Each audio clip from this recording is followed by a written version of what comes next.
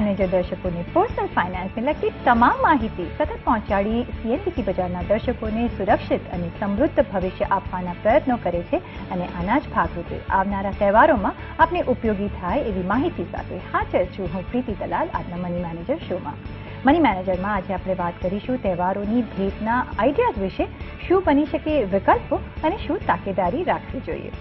ભારત એ તહેવારોનો દેશ છે અને વિવિધ તહેવારોની પરંપરાગત ઉજવણી એ આપણા દેશની સંસ્કૃતિ છે। આપણા સમાજમાં તહેવારો નિમિત્તે ભેટ આપવાની પરંપરા છે। આ તહેવાર પર શું ભેટ આપવી એ સવાલ ઘણા લોકોને હોય છે। તો આજે અમે તમને આપવાના છે થોડી અમૂલ્ય ભેટના આઈડિયાઝ, જે એવી ગિફ્ટ હશે જે તમારા પરિજનોને જીવનભર ઉપયોગી થઈ શકે છે। અને આ રસપ્રદ માહિતી આપવા આપણી સાથે જોડાયા છે ટ્રાન્સલેટ કન્સલ્ટન્સીના ડિરેક્ટર કાર્તિક ઝવેરી। કાર્તિકજી, તમારું સ્વાગત છે આજના મની મેનેજર શોમાં। અને કાર્તિકજી, આપણે ખબર છે કે હવે બધા તહેવારોની આવી રહ્યા છે અને મેઇન આપણો દિવાળીનો તહેવાર આવી રહ્યો છે અને આપણે ગિફ્ટ તો કંઈ આપતા જ હોઈએ છીએ, કેશ, કવર, એ બધું ચેક, આ બધું તો આપણે આપતા જ હોઈએ છીએ, પણ કોઈ મિનિંગફુલ ગિફ્ટ આપવી હોય કે આનાથી આપણે બેટર કરવું હોય તો આપણે શું શું કરી શકીએ? પ્રીતિ, તમે જે રીતે કીધું, નેચરલી આપણે બધા કેશ તો આપતા જ હોઈએ છીએ, કવર આપતા જ હોઈએ છીએ, ઘરોમાં મોટા નાનાઓને કવર આપતા હોય છે, સેલિબ્રેટ કરવા માટે એકબીજાને આપણે આવી રીતે અલગ અલગ મીઠાઈઓને ગિફ્ટ આપતા હોય છે। તો ચેકમાં એક બીજી અંતર આપણે એ કરી શકીએ કે જો નોર્મલી જે ચેક આપણા ફેમિલી લોકોમાં આપતા હોઈએ કે મોટા નાનાને આપતા હોય, ઘણીવાર આપણા બાળકોના નામે જો આપણે ચેક લઈએ કે જો કોઈ એવું પોસિબિલિટી હોય કે જો તમને ચેક મળ્યા હોય સામેથી, તો એ તમારા માટે એક સરસ અવસર છે કે તમે એ બાળકોનું અકાઉન્ટ ખોલો। ઘણીવાર આપણે જોયું છે કે આપણી જે સોસાયટી છે એમાં જે બાળકોને જે પૈસા મળતા હોય છે, કાં તો આપણે એ લોકો માટે કોઈક વસ્તુ લેતા હોઈએ છીએ, નહીં તો આપણે પછી આપણા જ બીજા પૈસા સાથે મિક્સ થઈ જતા હોય છે। પણ જો એ લોકોના એ પૈસા તમે એમના માટે એક નવું બેંક અકાઉન્ટ ખોલો અને એ બેંક અકાઉન્ટ ખોલ્યા પછી ભલે પછી રોકડા પૈસા આપે કે કવર આવતા હોય કે એમના નામે કોઈ પ્રકારના ચેક્સ આવતા હોય ફેમિલી મેમ્બર્સમાંથી, તો એ બધી વસ્તુ જો આપણે એમના એ અકાઉન્ટમાં સેટઅપ કરીએ અને પછી એ અકાઉન્ટમાંથી તમને જે વ્યવસ્થિત લાગે એ પ્રકારનું તમે જો ઇન્વેસ્ટમેન્ટ કરો, પછી ભલે ઇન્વેસ્ટમેન્ટ મ્યુચ્યુઅલ ફંડમાં હોય કે ફિક્સ ડિપોઝિટ હોય કે ગમે તે ઇન્વેસ્ટમેન્ટ હોય, પણ આગળ જતાં થોડાક વર્ષો પછી જ્યારે બાળક તમારું મોટું થશે ત્યારે એને પોતાનું એક લાગશે કે મારા માટેના પૈસા છે, આ પૈસા મારા મા બાપે મારા માટે ભેગા કર્યા છે, અને એને જે સેલ્ફ રિસ્પેક્ટ અને જે સેલ્ફ એસ્ટીમ આવશે એક જે તમને દેખાશે, જે એમની ફિલિંગ દેખાશે એ બહુ જ અલગ હોય છે। તો શરૂઆતથી જ જો તમે આ પગલાં ધારો તો એમને તમે શીખવાડી પણ શકો છો, સાથે સાથે તમે આવા અકાઉન્ટ્સ પણ ખોલી શકો છો। બીજું એક ઇન્ટરેસ્ટિંગ વસ્તુ એ થાય છે કે ઘણીવાર શું છે કે આપણી મોટી રકમ કોઈને આપવી હોય તો નથી થતું, પણ એક જે ગિફ્ટ વાઉચર હોય છે, ઘણી બધી કંપનીઝ ને ઘણી બધી આવી જે મોલ્સ હોય છે કે રિટેલ દુકાનો હોય છે, જેમ કે શોપર સ્ટોપ છે, વેબસાઇટ છે, ઘણી બધી વાર આપણે એના વાઉચર્સ લઈ શકીએ છીએ। અને આ વાઉચર્સ આપણે જો એક આપીએ તો ઘણીવાર એવું પણ થાય કે આપણે જે વાઉચર ખરીદવા જતા હોઈએ છીએ તો મોટી કંપનીઝ ઘણીવાર તમને ડિસ્કાઉન્ટ પણ આપી દે છે, થોડાક 2%, 5%, 10%, એટલે તમે વાઉચર્સ ડિસ્કાઉન્ટમાં તમને મળી જાય અને એ પછી તમે વાઉચર્સ બધાને ડિસ્ટ્રીબ્યુટ કરી શકો છો। એટલે એ પણ એક અલગ રીતનું પરચેસ છે જેમાંથી તમે લોકોને આપી શકો છો અને એ રીતે તમે તમારું ગિફ્ટિંગ પણ કરી શકો છો। એટલે ચેક્સ અને કેશ તો છે જ, પણ સાથે નવા બેંક અકાઉન્ટ અને નવા આ વાઉચર્સ જો તમે આપો તો આ પણ ઘણું તમને હેલ્પ થશે। જી, તો તમે જો તમને ચેક્સ ને કેશ એવા આવતા હોય અને તમારા છોકરાઓનું તમે અકાઉન્ટ ખોલી શકો છો બેંકમાં ને એમાં જમા કરી શકો છો, અને જો માઇનર હોય તો અંદર તમારી ગાર્ડિયનશિપ એને ઇન્વેસ્ટ પણ કરી શકો છો। જ્યારે આ છોકરાઓ જ્યારે મોટા થશે તો એમને એક મૂડી મળશે અને પછી એમને પણ એ રોકાણની એક સલાહ અને એક ગાઈડન્સ તમે આપી શકો છો, જેથી એ પણ આગળ જતાં એમનું રોકાણ કરે ને એનું મહત્ત્વ સમજી શકે। સાથે જ જે ગિફ્ટ વાઉચર્સ હોય છે, જેમ કાર્તિકભાઈએ કહ્યું, બધા શોપ્સના ગિફ્ટ વાઉચર્સ પણ તમે આપી શકો છો। અને કાર્તિકભાઈ, હું એક વસ્તુ આમાં એડ કરીશ કે હવે જે ઈ રિટેલ ને ઈ કોમર્સનો બિઝનેસ હમણાં બહુ પ્રચલિત થઈ ગયો છે, તો હમણાં જ મેં જોયું હતું કે એમેઝોન અને એવી બધી વેબસાઇટ્સ પણ હવે તમે એ પણ વાઉચર્સ આપી શકો છો, એટલે ઘરે બેઠા બેઠા બી તમે શોપિંગ કરી શકો છો। સાથે જ કાર્તિકભાઈ, જ્યારે આપણે આવા ગિફ્ટ્સ આપતા હોઈએ છીએ ત્યારે ટેક્સેશન પોઈન્ટ ઓફ વ્યૂ કોઈ આપણે માહિતી રાખવી જોઈએ? ઓ એબ્સોલ્યુટલી. સી, ટેક્સેશનનો સૌથી મોટો અસર તમને એ રીતે થશે કે તમને ઇન્કમ ટેક્સ એક્ટમાં ઘણી બધી વસ્તુઓથી અને એ લોકોએ ક્લેરિફિકેશન આપેલું છે કે કોની પાસેથી તમારાથી કેટલી રકમ સુધીની ગિફ્ટ લેવાય. હવે આમ જોવા જાઓ તો તમે 50,000 રૂપિયાથી ઓછી ગિફ્ટ કોઈના પણ પાસેથી લો કે કોઈને પણ તમે આપો તો કોઈને પણ લેવાવાળાને કે આપવાવાળાને કોઈ પણ પ્રકારનું ટેક્સ લાયબિલિટી નથી આવતી. ધ્યાનમાં રાખવાની વસ્તુ એ છે કે જો આજે તમે કોકની પાસેથી 50,000થી વધારે ગિફ્ટ લો કે તમે 50,000 રૂપિયાથી વધારે ગિફ્ટ આપશો કોઈને, તો જે લેવાવાળું વ્યક્તિ છે એને ટેક્સ લાગી શકે છે. એટલે એ ટેક્સ કઈ રીતે લાગશે, સૌથી પહેલાં એ સમજી લઈએ કે 50,000 રૂપિયાથી વધુ જો કોઈને ગિફ્ટ મળે તો એ પૈસા એમની એ વર્ષની ઇન્કમમાં એડ થઈ જાય. પછી ઇન્કમમાં એડ થયા પછી જે પણ ટેક્સ બ્રેકેટમાં એમની ટોટલ ઇન્કમ આવતી હોય, દાખલા તરીકે જો એમની ઇન્કમ 20%માં આવે તો એમને ટોટલ પૈસા ઉપર 20% ટેક્સ લાગે, અને જો 30%માં આવે તો એ પ્રમાણે 30%નો ટેક્સ લાગે. પણ ઇન્કમ ટેક્સ એક્ટમાં તમે ગિફ્ટ કોની પાસેથી લઈ શકો છો, એટલે એમાં એક એની જે પરિભાષા આપી છે એ પરિભાષા છે કે તમે એક પ્રકારના રિલેટિવ પાસેથી ગિફ્ટ લઈ શકો છો ને આપી શકો છો. હવે આ રિલેટિવ્સ કોણ છે એ સમજવું બહુ જ જરૂરી છે, કારણ કે ઘણી બધી વાર એટલું બધું કન્ફ્યુઝન હોય છે કે ઘણી બધી વાર અમને એવા સવાલો આવે છે કે આમની પાસેથી ગિફ્ટ લેવાય કે ન લેવાય. તો એ ચોખવટ કરવા માટે સૌથી પહેલી વસ્તુ, તમે તમારું સ્પાઉસ છે એટલે તમે તમારું હસબન્ડ કે વાઈફ, હસબન્ડ વાઈફની વચ્ચે ગમે તેવું તમે ટ્રાન્ઝેક્શન કરો, તમે એ ગિફ્ટ તરીકે યુઝ કરી શકો છો. પછી તમારા પેરેન્ટ્સ એટલે તમારા મા બાપ, તમે એમાં તમારા મા બાપના ભાઈ બહેન, તમારા દીકરા દીકરી અને તમારા ગ્રેન્ડ ચિલ્ડ્રન, તમે આ બધા રિલેશનશિપમાં જો પૈસાનું લે અને આપવાનું કરો, તમે ગિફ્ટિંગ કરો તો કોઈ પણ પ્રકારનું ટેક્સ નથી લાગતું. સાથે તમારા જે એન્સેસ્ટર્સ છે એટલે તમારા સપોઝ જો ગ્રેન્ડ પેરેન્ટ્સ છે કે ગ્રાન્ડફાધર છે, ગ્રેન્ડ મધર છે, તો એમની પાસેથી પણ તમે જો ગિફ્ટ લો કે એમને ગિફ્ટ આપો તો પણ કોઈ પ્રકારનો ટેક્સ નથી લાગતો. પણ ગ્રેન્ડફાધર ગ્રેન્ડ મધરના બ્રધર સિસ્ટર પાસેથી જો લેશો તો કદાચ તમે કોઈક વાર અટવાઈ જશો. એટલે તમારે આ સમજીને વિચારીને કરવાનું છે. અને આની પરિભાષા બહુ ઇઝીલી અવેલેબલ છે, ઇન્ટરનેટ ઉપર પણ અવેલેબલ છે, અને બહુ જ સહજ રીતે જો યાદ રાખવું હોય તો તમારે રાખવાનું કે left right brother sister top down. એટલે આટલા રિલેશનમાં તમે કોઈ પણ પ્રકારની ગિફ્ટ લઈ શકો છો, એટલે એમાં તમને કોઈ પણ પ્રકારનો પ્રોબ્લેમ નહીં થાય. અને જે આ મેં કીધું કે લેફ્ટ રાઇટ અપ ડાઉન, એ તમારા સ્પાઉસ એટલે તમારી વાઈફ કે તમારા હસબન્ડના પણ ફેમિલી સાથે એ વસ્તુ લાગુ પડે છે. એટલે જે રીતે તમે તમારા ફાધર પાસેથી લઈ શકો છો એ જ રીતે તમે તમારી વાઈફ હોય કે તમારા હસબન્ડ હોય એમના ફાધરથી પણ તમને ગિફ્ટ મળી શકે છે. એટલે લેફ્ટ રાઇટ ટોપ ડાઉન એ તમે એટલું યાદ રાખો તો તમારો ગિફ્ટના લેવાના અને આપવાનું ફોર્મ્યુલા ઘણી એક્સટેન્ટ સુધી સહેલું થઈ જાય છે. જી કાર્તિકભાઈ, આ લેફ્ટ રાઇટ અપ ડાઉન તમે જે સમજાવ્યું એ બહુ રસપ્રદ હતું. પણ અમારા જેવા જે લેડીઝો એમ જ વિચારતા હોય કે બધી જગ્યાથી અમને ગિફ્ટ મળી જાય તો અમે બહુ ખુશ થઈ જઈએ છીએ. પણ એ વાત એક સાઈડ પર રહી. 50,000ની નીચે જો કોઈ ગિફ્ટ આવે છે તો એના પર કોઈ ટેક્સ લાગતો નથી. 50,000ની ઉપર જો તમને ગિફ્ટ મળે છે તો તમને એના પર ટેક્સ લાગે છે, જે તમારી એ વર્ષની ઇન્કમમાં એડ થશે અને તમારા ટેક્સ સ્લેબ પ્રમાણે એના પર તમારે એક ટેક્સ ભરવો પડશે.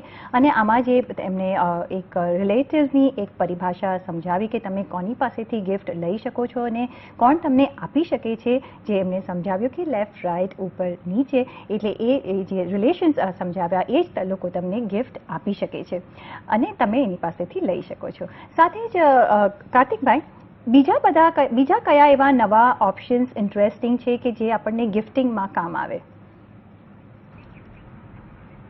ઘણી બધી વાર આપણે ગિફ્ટના જ્યારે આઈડિયાઝ વિચાર કરતા હોઈએ છીએ ત્યારે અમે ઘણીવાર હું આમ પણ સજેસ્ટ કરું છું કે તમે એક સરસ કંપનીના શેર તમે તમારા પોતાના પોર્ટફોલિયો માટે તો લીધા જ હોય છે, તો કોઈક વાર કેમ એવું ન થઈ શકે કે તમે તમારા જે પૈસાના શેર્સ લીધા છે કે તમારો જે પોર્ટફોલિયોમાં જે શેર્સ છે એમાંથી તમે થોડાક શેર્સ કોઈકને ગિફ્ટ આપો. દાખલા તરીકે તમે કોઈકને આમ 10 શેર ઇન્ફોસિસના આપી દો કે 10 કે 5 શેર આઈટીસીના આપો. હું રકમનું કેલ્ક્યુલેટ નથી કરતો, હું ખાલી અમુક તમને એક આઈડિયા આપું છું કે ઘણીવાર આવું પણ થાય અને તમે એકવાર કોઈ જે વ્યક્તિને કોઈ વાર જિંદગીમાં જેને સ્ટોક માર્કેટમાં કે જેને શેર બજારમાં ઇન્વેસ્ટમેન્ટ ના કર્યું હોય, કદાચ તમે આવી એક ગિફ્ટ આપતા એને એક નવી વસ્તુ શીખવાડશો, એટલે એને કારણે એ એનું ડીમેટ અકાઉન્ટ ખોલશે. કારણ કે શેરની ગિફ્ટ આપવી બહુ જ સહેલી છે. લીગલ ભાષામાં કહો તો એને ટ્રાન્સફર ઓફ શેર્સ કહેવાય છે, અને એ ટ્રાન્સફર ઓફ શેર્સ તમે બહુ જ સહજ રીતેથી એક તમારા ડીમેટ અકાઉન્ટમાંથી એમના ડીમેટ અકાઉન્ટમાં થઈ જતું હોય છે.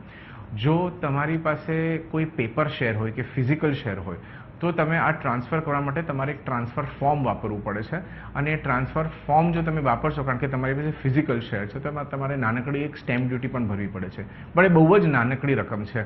એટલે તમને કોઈક વાર એવું થાય કે કોઈ જૂના શેર છે જે તમને ડીમેટ કરાવવાનો સમય નથી મળ્યો કે તમે ડીમેટ નથી કરી શક્યા, પણ હવે તમારે આ શેર કોઈકને ગિફ્ટ આપવા છે, તમારા બ્રધર સિસ્ટર, દીકરા દીકરી કોઈકને પણ તમે જે ગિફ્ટ આપો કે તમે કોઈ બીજાને પણ થર્ડ પાર્ટીને પણ આપી શકો. જ્યાં સુધી રકમ 50,000થી ઓછી હોય ત્યાં સુધી તમે આ બધી ગિફ્ટ બહુ કમ્ફર્ટેબલી લોકોને આપી શકો છો અને લોકો લઈ પણ શકે છે. તો એ બાને શું થશે કે એ લોકો એક નવું અકાઉન્ટ ખોલશે ને પછી એ લોકોનું સ્ટોક માર્કેટમાં ઇન્વેસ્ટમેન્ટ ચાલુ થઈ જશે. હવે આ કરતાં તમારે એક વસ્તુનું ધ્યાન રાખવું જરૂરી છે, 2-3 ટેક્સની જે એંગલ છે આમાં.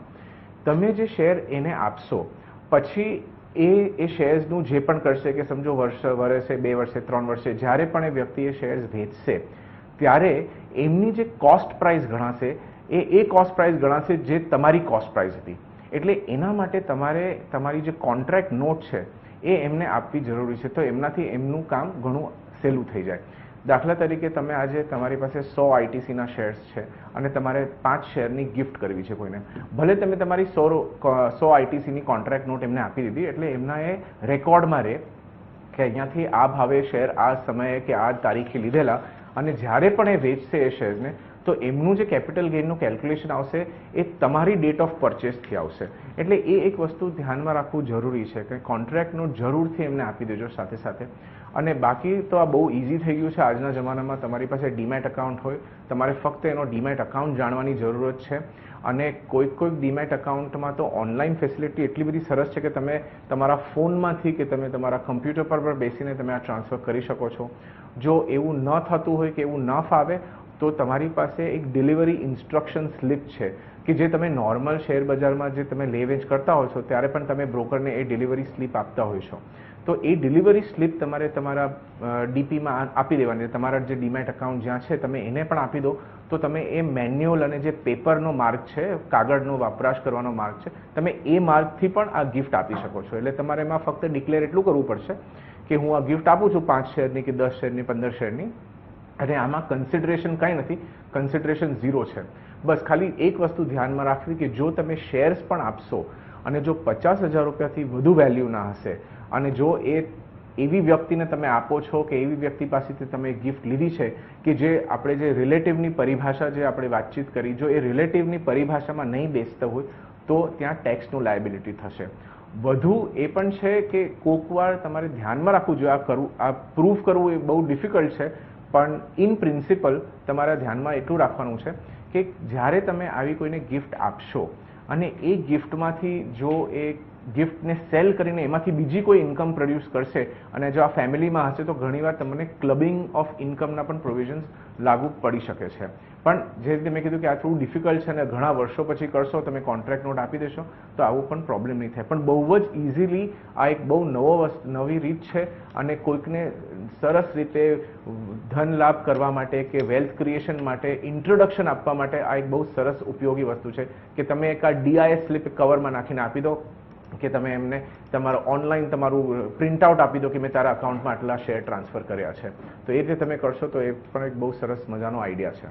જી કાર્તિકભાઈને એક એમનો પોર્ટફોલિયો જેને તમે ગિફ્ટ કરી રહ્યા છો એનો બી પોર્ટફોલિયો એક સરસ મજાનો બનતો રહેશે અને સાથે જ એક વર્ષો સુધી આ ગિફ્ટ એક સરસ યાદગીરી તરીકે રહી જશે ને એના પરથી એમને રિટર્ન્સ પણ સારા મળશે જો સારી સ્ક્રિપ્ટ તમે આપી હશે તો. તો આ એક માધ્યમ છે, એક નવી ટાઈપનું માધ્યમ છે કે તમે એક ઇક્વિટી શેર તમે એક ગિફ્ટમાં આપી શકો. સાથે જ કાર્તિકભાઈ, શું મ્યુચ્યુઅલ ફંડ પણ તમે ગિફ્ટ કરી શકો છો? આ નેચરલ વસ્તુ છે ને કે આપણે એક રીતે આમ વિચાર કરીએ કે જો શેર્સની ગિફ્ટ થતી હોય અને શેર્સ મારા ડીમેટ અકાઉન્ટમાં છે તો આજકાલ તો મ્યુચ્યુઅલ ફંડ પણ ડીમેટ અકાઉન્ટમાં આવવા માંડ્યા છે, તો આપણે શું મ્યુચ્યુઅલ ફંડની ગિફ્ટ ન આપી શકીએ? હવે મ્યુચ્યુઅલ ફંડમાં છે ને થોડું એટલું બધું ઇઝી નથી કે જેટલું જે રીતે શેર્સમાં જે રીતે બહુ કમ્ફર્ટેબલી તમે બીજાનો ડીમેટ નંબર નાખીને ટ્રાન્સફર કરી દો છો તો એટલું કમ્ફર્ટેબલી નથી, કારણ કે મ્યુચ્યુઅલ ફંડમાં થોડી ઘણી કેવાયસીની અને એ બધી અલગ ટાઈપની રિક્વાયરમેન્ટ હોય છે. મ્યુચ્યુઅલ ફંડમાં પાછું એક બીજો પ્રોબ્લેમ એ હોય છે કે થર્ડ પાર્ટી ચેક નથી અલાઉડ થતું. એટલે ધારો કે આજે ઇવન મારે મારા ફાધરના નામે જો લેવું હોય તો મારે ડિક્લેરેશન કરવું પડે કે હું મારા ફાધરને આ ગિફ્ટ આપું છું અને આ મારે ચેકની ઝેરોક્સ છે અને હું મારા ચેકમાંથી એમને આપું છું ને આ એમના નામ ઉપર થવાનું છે. એટલે થોડુંક ડિફિકલ્ટ છે. અને ત્રીજી બહારની વ્યક્તિને આપવું હોય કે કોઈ બીજી વ્યક્તિ માટે જો મારે મ્યુચ્યુઅલ ફંડમાં એપ્લિકેશન માટે હું જો ચેક લખું તો ઘણીવાર પાસ પણ એક્સેપ્ટ પણ નહીં થાય. એટલે આમાં તમારે શું કરવું પડે કે તમારે એક સાઈડ ઉપરથી ચેકથી પૈસા આપવા પડે અને બીજી બાજુથી તમારે એમને કહેવું પડે કે ચાલો હું તમારા માટે આ મ્યુચ્યુઅલ ફંડ લઉં છું તો તમે થોડુંક કોઓપરેટ કરો. આ ફોર્મ છે, તમે આ ફોર્મ સાઇન કરી દો, તમારું એડ્રેસ પ્રૂફ આપી દો, તમારું આઈડી પ્રૂફ આપી દો, ને જો તમારું કેવાયસી નહીં હોય રજિસ્ટર્ડ સેબી સાથે તો તમારું કેવાયસી પણ હું સાઇડ બાય સાઇડ કરાવી દઉં ને તમને આમાં પણ એક તમને પ્રોત્સાહન આપું કે તમે મ્યુચ્યુઅલ ફંડનો પણ પોર્ટફોલિયો બનાવી શકો છો. એટલે આ છે થોડું ડિફિકલ્ટ પણ ઇમ્પોસિબલ નથી. એટલે ઘણીવાર લોકો આવું પણ કરતા હોય છે કે એક નવું પોર્ટફોલિયો આપી દીધો. ઘણીવાર દિવાળીની ગિફ્ટ માટે અલગ અલગ વસ્તુ કરવા પડતા આ એક નવો આઈડિયા છે અને એમાં લોકોનું ઇન્ટ્રોડક્શન થાય છે. આપણા દેશમાં વસ્તુ શું છે કે ઘણી બધી વાર આપણે ઇન્વેસ્ટમેન્ટ તો કરી દેતા હોઈએ છીએ પણ ઘણીવાર આપણી બધી એવી ધારણાઓ હોય છે કે મ્યુચ્યુઅલ ફંડ એટલે તો આમાં પૈસા ઉપર નીચે થાય અને મ્યુચ્યુઅલ ફંડમાં નાખો એટલે પૈસા ડૂબી જાય અને શેરમાં રાખો તો વધારે સારું. તો આ બધી જે ધારણાઓ છે આપણી એ ધારણાઓ માટે એક ધારણાઓ ધરાવતા આપણે આ ઇન્વેસ્ટમેન્ટ નથી કરતા. તો ઘણીવાર આવી રીતે તમે જો જાણકાર છો, જો તમારામાં વધુ નોલેજ છે ને તમે આવું એક નવું સરસ મજાનું ગિફ્ટ આપો કોઈને તો એમાં સામેવાળી વ્યક્તિને એમ લાગશે કે મારા પૈસા નથી ગયા પણ આ કોઈકે મને ગિફ્ટ આપી છે કે ચલો હું થોડાક વર્ષો કે થોડાક મહિનાઓ સુધી આ ગિફ્ટને રાખી મૂકું અને આને જોઉં, પછી આને એન્જોય કરું કે આ ગિફ્ટ કઈ રીતે એકચ્યુઅલી આ ગિફ્ટનો વિકાસ કઈ રીતે થાય છે, આ ગિફ્ટમાં ગ્રોથ કઈ રીતે થાય છે અને થોડુંક ઘણું મને શીખવા મળશે. એટલે આ આપણે એક અલગ આઈડિયા છે જે તમે યુઝ કરી શકો છો. મ્યુચ્યુઅલ ફંડ જરૂરથી યુઝ કરો કારણ કે મ્યુચ્યુઅલ ફંડમાં શું છે કે તમે આજે 2000 5000 એક નાની રકમ પણ તમે ગિફ્ટ આપી શકો છો તમારા ઇન્ટરનલ ફેમિલીમાં. જો તમારે તમારા વેન્ડર્સને કે સપ્લાયર્સને એ લોકોને બધાને પણ એક ઇન્ટ્રોડક્શન કરાવવું હોય કે આ એક સરસ માર્ગ છે વેલ્થ ક્રિએશન કરવાનો તો તમે એ લોકોને પણ સમજાવી શકો છો અને પછી તમે ડાયરેક્ટલી મ્યુચ્યુઅલ ફંડની વેબસાઇટ ઉપર જઈને એપ્લિકેશન કરી શકો છો, ડાઉનલોડ કરી શકો છો. જો તમારો કોઈ કન્સલ્ટન્ટ હોય તમે એમને યુઝ કરી શકો છો, તમે બેંક પાસે જઈ શકો છો. એટલે તમારી પાસે ફેસિલિટીઝ ઘણી બધી છે. તમારે ફક્ત કોકને એક નવી વસ્તુનું ઇન્ટ્રોડક્શન કરવાનું છે અને તમે એક આંગળી ચીંધો છો એક સરસ વસ્તુ માટે. એટલે એ રીતે તમે જો ખ્યાલથી આગળ વધો તો મ્યુચ્યુઅલ ફંડ શેર્સ આપવું એક બહુ સરસ ગિફ્ટ આઈડિયા થઈ શકે. જી જરૂર કાર્તિકભાઈ, તો મ્યુચ્યુઅલ ફંડ એક સારો એક વિકલ્પ બની શકે છે અને જેમ તમે કહ્યું કે કોઈ જે લોકોને જ્ઞાન ના હોય કે નવી પ્રોડક્ટ ટ્રાય કરવાથી પાછળ હટતા હોય તો એને આવી એક નવી પ્રોડક્ટ ઇન્ટ્રોડ્યુસ કરી શકાય છે અને જેથી એમાં એ આગળ વધી શકે છે અને એ લોકોને પણ પાછળથી એક નવો એવન્યુ મળે છે ઇન્વેસ્ટ કરવા માટે. તો આ એક નવો આઈડિયા બી જેમને ખબર ના હોય એના માટે તમે ગિફ્ટ કરી શકો છો. કાર્તિકભાઈ, આગળ વાત કરીએ તો ઇન્વેસ્ટમેન્ટના આપણે તો આવી રીતે પ્રોડક્ટ્સ ગિફ્ટ કરી શકીએ છીએ. શું કોઈ પ્રોટેક્શન માટે પણ આપણે કોઈ આવું કોઈ પ્રોડક્ટ ફાઇનાન્શિયલ પ્રોડક્ટ ગિફ્ટ કરી શકીએ છીએ? એક રીતે કરી શકીએ છીએ. ફોર એક્ઝામ્પલ આપણે ત્રણેય પ્રોટેક્શન પ્રોડક્ટ્સની વાત કરીએ. આપણે લાઈફ ઇન્સ્યોરન્સની પણ વાત કરશું, એક્સિડન્ટ પોલિસીની પણ વાત કરશું અને આપણે હેલ્થ ઇન્સ્યોરન્સની પણ વાત કરશું.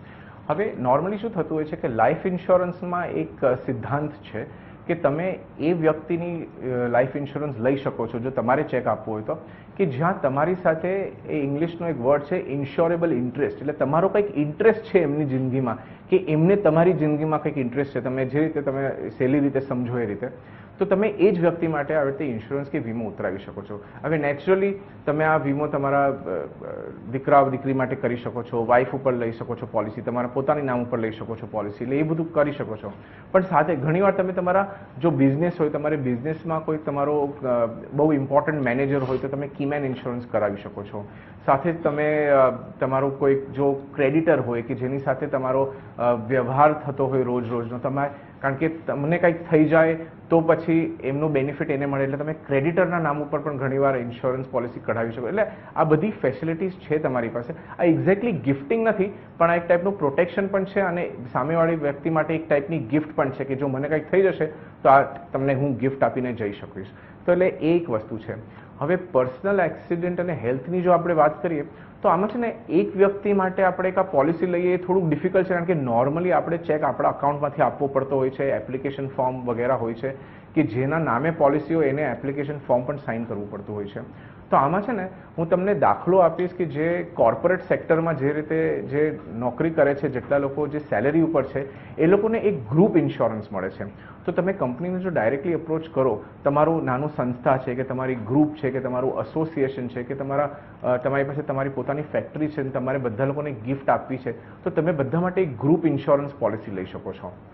એ ગ્રુપ ઇન્સ્યોરન્સમાં એક્સિડન્ટ પણ કવર થઈ જાય છે, એમાં ડિસેબિલિટી એટલે કોઈકને કંઈક પ્રકારનો પ્રોબ્લેમ થઈ ગયો, ટેમ્પરરી હોય કે પરમેનન્ટ ટાઈપની ડિસેબિલિટી થઈ ગઈ, તો તમે એ પણ કવર કરી શકો છો. અને સાથે તમે એનો હેલ્થ ઇન્સ્યોરન્સ પણ એક ગ્રુપ પ્લાનના માધ્યમથી આપી શકો છો. આનું પ્રીમિયમ પણ ઘણું સસ્તું હોય છે અને લોકોને પ્રોત્સાહન આપવા માટે અને એમ્પ્લોયમેન્ટ અને એ લોકો માટે મોટિવેશન કરવા માટે આ બહુ સરસ મજાની વસ્તુ છે કે જે તમે ગિફ્ટ તરીકે લોકોને આપી શકો છો. અને પછી તો એમાં ફેરફાર થતો જ એટલે જેમ તમારા કંપનીમાં કે તમારા ગ્રુપમાં લોકો વધારે આવશે કે જશે, એમ તમે દર વર્ષે જે એને માસ્ટર પોલિસી કહેવાય છે, એ માસ્ટર પોલિસીમાં તમે રિવિઝન કરાવી શકો છો કે આ વ્યક્તિ હવે અંદર આવ્યું અને આ વ્યક્તિ બહાર નીકળી ગયું આ પોલિસીમાંથી. એટલે એ રિવિઝન તમને કોન્સ્ટન્ટલી અલાઉડ છે અને આ પણ એક ઇન્ટરેસ્ટિંગ વસ્તુ છે જેને તમે કન્સિડર કરી શકો છો.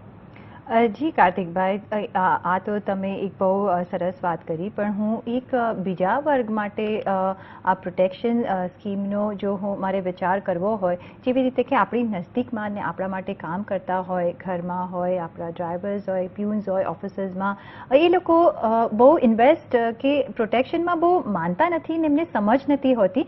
જોકે હવે થોડી એમને જાણ મળવા માંડી છે આ પ્રધાનમંત્રીએ જ્યારથી યોજનાઓ શરૂ કરી છે, પણ તો પણ થોડા હિચકિચાતા હોય છે કે હું શું કામ એમાં અત્યારે પૈસા નાખું. તો આ બધા વર્ગ માટે આપણે કોઈ આવી હેલ્પ કે આવી કોઈ ગિફ્ટ આપી શકીએ છીએ? એબ્સોલ્યુટલી. તમે એમના માટે તમે પ્રીમિયમ ભરી શકો છો. એટલે તમે એમને ચેક આપી શકો છો, ભલે એમના અકાઉન્ટમાં જાય ને પછી એમના અકાઉન્ટમાંથી ચેક નીકળે, તો કારણ કે કેશ આમાં અલાઉડ નથી થતું, ઇન્સ્યોરન્સ કંપની કેશ નથી લેતી, પણ તમે આ રીતે કરી શકો છો. આમાં છે ને આખા ફાઇનાન્શિયલ જગતમાં લોકોને ખાલી ઇન્ટ્રોડક્શન કરાવવાની વસ્તુ છે. એકવાર લોકોને ઇન્ટ્રોડક્શન કોઈક જો કરાવી આપે અને પછી ઇન્ટ્રોડક્શન થયા પછી એમને જ્યારે એનું બેનિફિટ દેખાય ત્યારે એમને લાગે કે થોડોક આપણે 10 વર્ષ પહેલાં કર્યું હોત તો કેટલું સારું થાય. પણ જ્યારે પણ તમે આ ઇન્ટ્રોડક્શન કરો, આ ઇન્ટ્રોડક્શન કરવું જ એક બહુ મોટી વસ્તુ છે. એટલે આપણે તમે જે સજેશન કર્યું છે એ બધાએ અમલમાં લાવવું જોઈએ. આપણા ડ્રાઈવર છે, આપણા ઘરમાં જેટલા લોકો કામ કરે છે, એ બધા લોકોને આપણે એક નાનકડી ભેટ આપી શકીએ છીએ. અને આનું પ્રીમિયમ બહુ મોટું નથી. ભલે પછી તમે 1 વર્ષ આપો અને તમારે ત્યાં કામ ન કરતા હોય તો પછી તમે આગલા વર્ષથી એમને રિન્યુઅલ ના આપો, એ એમની મરજી છે. અને પણ એટલીસ્ટ 1 વર્ષ માટે તમારી સાથે જે છે અને કાંઈક અચાનક એમને કાંઈક એવું કંઈક થઈ જાય કે એવું કંઈક ક્લેમની જરૂરત પડે તો ઓફકોર્સ આ તમને ઇન્સ્યોરન્સ પોલિસી છે તમારી પાછળ જે એમની મદદરૂપ થઈ શકે છે. જી બરાબર છે ને. આ જ્યારે પણ જો આવું ગિફ્ટ કરવાનું કોઈ વિચારતું હોય, એકદમ સુંદર વિચાર છે. આપણે ભલે બોનસ આપીએ છીએ, આમ ગિફ્ટ આપીએ છીએ, પણ આ એક લાઈફ ટાઈમ એમને એક પ્રોડક્ટ સાથે આપણે ઇન્ટ્રોડ્યુસ કરી શકશું અને તમારે એમને સમજાવવું જોઈએ કે આના શું બેનિફિટ્સ છે. એટલે સાથે આગળ જતાં એ વ્યક્તિ જો તમારી સાથે નથી કામ કરતું તો પણ આગળ જતાં એ એક નોમિનલ અમાઉન્ટની આપણે લઈશું તો એટલું નોમિનલ અમાઉન્ટ તો એ ભરી જ શકશે. અને સાથે કાર્તિકભાઈ, જ્યારે આપણે આવી ગિફ્ટ અપનાવીએ છીએ ને ગિફ્ટ આપીએ છીએ ત્યારે જે ફેમિલી મેળવતું હોય ગિફ્ટ, એના માટે કયા આપણે પ્રિકોશન્સ લેવા જોઈએ? મારી ધારણા એવી છે કે સૌથી મોટું પ્રિકોશન તમારે એ લેવું જોઈએ કે બહુ તમારે થાય ત્યાં સુધી કેશમાં ટ્રાન્ઝેક્શન ના કરો. આજના જમાનામાં આપણી પાસે NEFT છે, RTGS છે, IMPS છે અને કેટલી બધી અલગ અલગ પેમેન્ટ સિસ્ટમ્સ છે. બહુ ઇઝી થઈ ગયું છે કે તમે ફોનમાંથી તમારા ફોનમાંથી તમે કોઈને પણ પૈસા આપી શકો છો, ટ્રાન્સફર કરી શકો છો.